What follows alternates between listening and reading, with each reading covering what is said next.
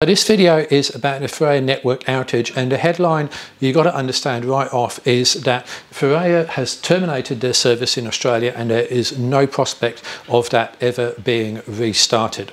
The rest of the video I'm going to explain what happened and what you perhaps should be doing from this point onwards.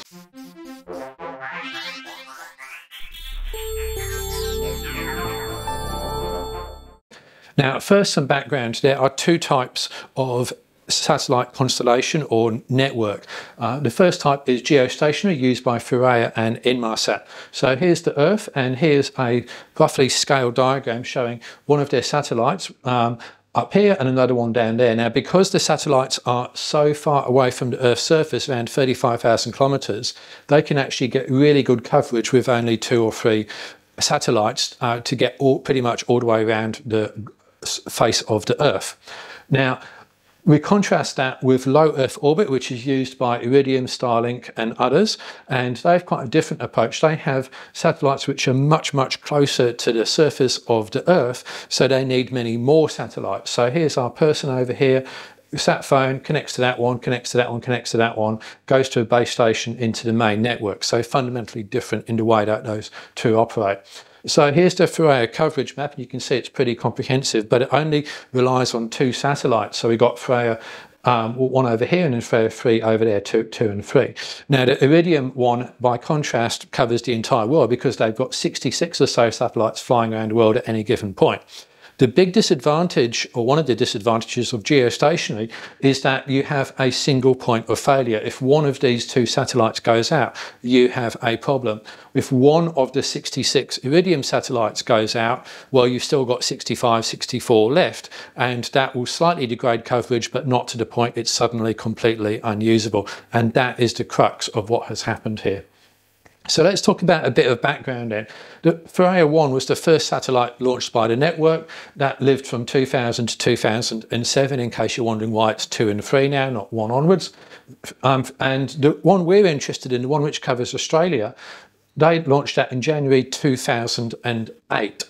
Now this is critical because it had a lifespan of 15 years according to reports that I've read, which meant that it was going to be end of life in 2023. And in fact, they started building the replacement for that, Thuraya 4 NGS, new generation system. They've got some information about on their website. And that was due to be launched, I think, around 2021. Reports are a bit mixed. And it was actually got delayed, and it was due to be launched sometime this year to replace Thuraya 3. But also, according to reports, insurance for Thuraya 2 actually lapsed in December 2023 because of that end-of-life issue. So the satellite was kind of living on borrowed time. So what happened with the outage? Well, we need to talk about Pivotel. So Pivotel is an Australian company, and they are satellite specialists. So they work with a range of satellite companies, Thuraya, Inmarsat, Iridium, NBN, all of the big ones there, and they provide a whole range of satellite-based services. They do not directly own and operate the Thuraya system, which is important. They're kind of the Australian distributor, reseller, wholesaler, call it what you will.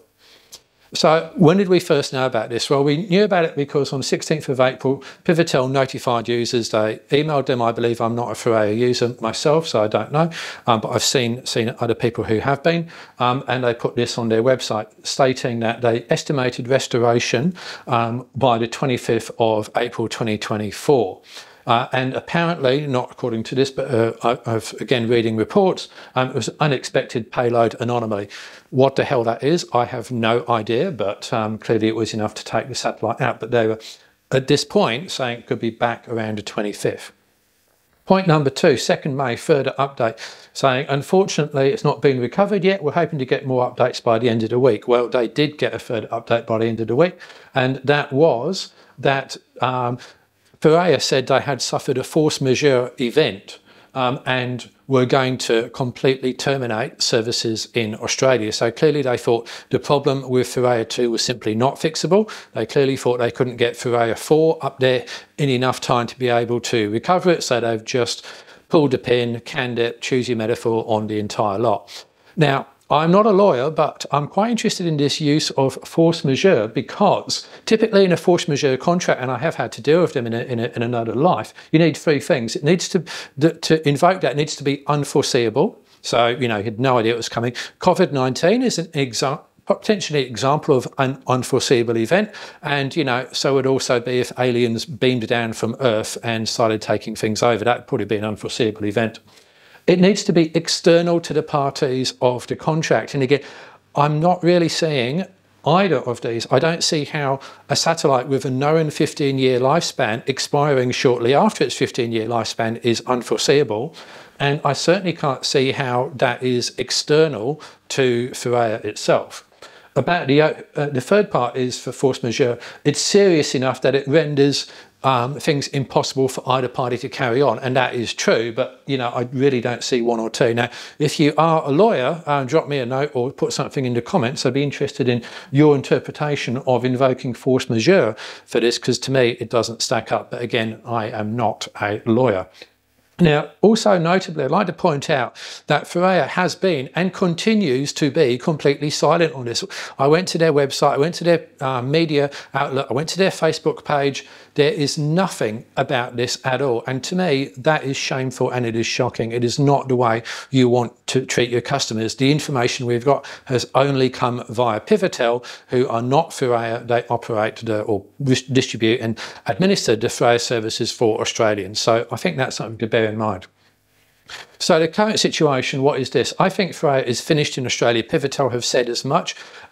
Clearly, it's a major problem. Clearly, they can't get that other satellite up enough, and they've just pulled the whole pin. And even if they could, I think the reputational damage, not just the outage itself, but also the way Thuraya has been completely silent about it, means that they are dead, buried, and gone.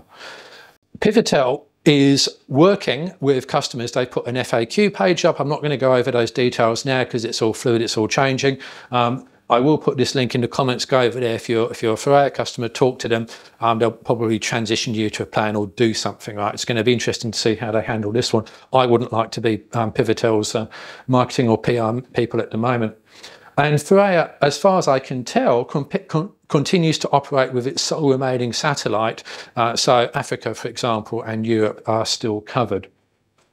So what now? If you own a Thuraya, if you're an Australian rider and you own a Thuraya handset, what do you do? Well, the first thing is you've got to see what Pivotel offer in terms of deals. Will they be able to transition you to Iridium, something like that? I don't know. I think your handset is now junk, at least as far as Australia is concerned. So you've either got to sell that or put it in the bin or just put it as a museum piece. I don't know. You might be able to sell it somewhere in Africa, and it'd be interesting to see if Pivotel offer that sort of deal. This is actually now, this is a good time to consider how you do remote area communications. Now, I do have a video where I've gone into a lot of detail on this. Please review it before you make any decisions about where you're going to go. We are pretty much at the cusp of one of the most exciting changes in remote area communications ever, and that is the advent of low Earth orbit Starlink systems where you can use your normal mobile phone to talk, but that's not quite here yet. But you might wish to wait for that. And one thing you could do is maybe just use Starlink if you've got it. In addition to a PLB or distress beacon, I would not rely on Starlink alone as an emergency system. And if you have an iPhone 14 or 15, they do now have satellite emergency location and communications facilities, but they do not have full sat phone capabilities.